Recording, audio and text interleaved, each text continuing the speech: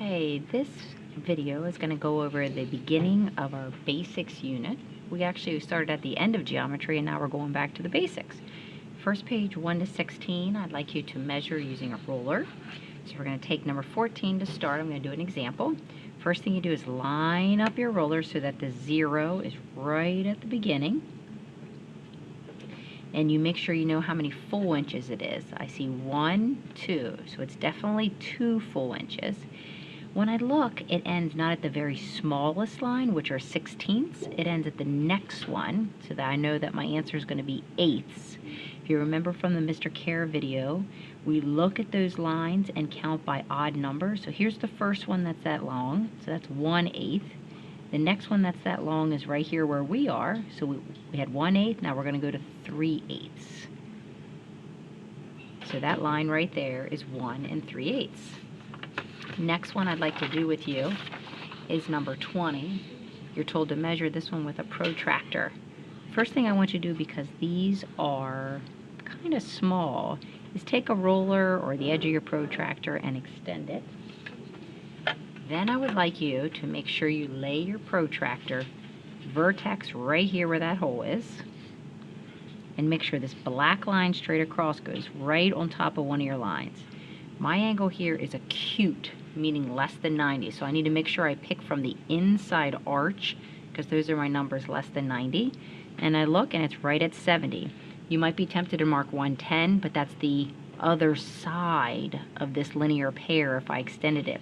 So again, it's acute, so I pick from the inside arch, so I'll put 70 degrees on that one. Next one I would like to do is just to look at this next section, 33 on.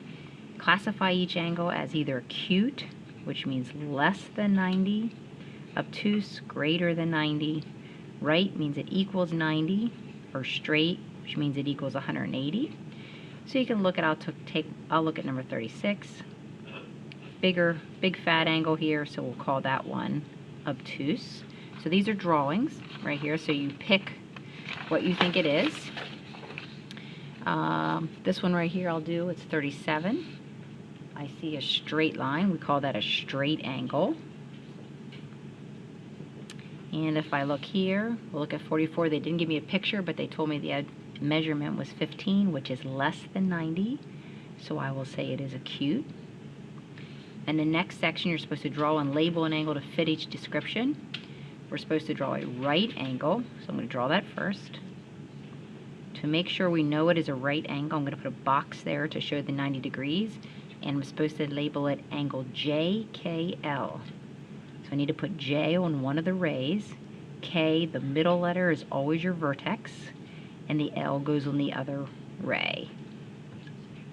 Next, I'd like to go over 51. You are supposed to do two things. One, name the vertex, which is that point where the rays come together. So you would say vertex equals capital B, and the sides are ray BA. Make sure you put the ray symbol. Starts at B and goes past A forevermore, and ray BC. Whatever the vertex is what these rays must start with. Next one, 55. I have an angle here. We can name it 4 ways. The most common way is to name it with 3 letters. As long as you put the vertex in the middle, you're in good shape.